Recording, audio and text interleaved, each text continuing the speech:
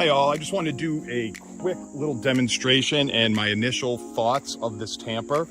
We just received it and I put it together, and let me tell you, it is cake to put together. Think of it as really heavy duty. Just put together a little mound of dirt just to tamp it out and show you what it can do. But if you can just see, I don't know if you can hear that, but it's a lot of weight, and even look at that, it's tamping nice.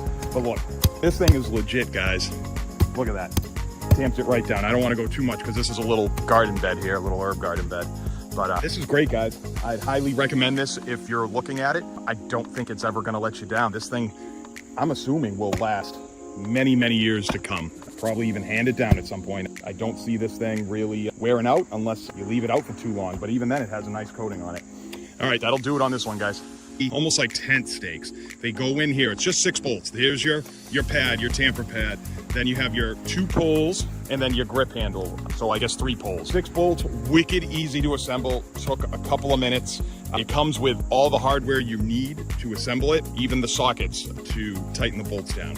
And the bolts I noticed are lock nuts, so these things should stay together pretty well. Like I said, it's a pretty heavy tamper. I could actually see this being useful for not just dirt, gravel, even like tar, patching tar, stuff like that. I could see this being very good for it. It's very heavy, sturdy. That was my very first initial impression was, this seemed pretty sturdy. It seems really sturdy, actually. Now, I haven't used it for a long time. However, my initial thoughts are it's definitely going to last. That would be my guess. Now, I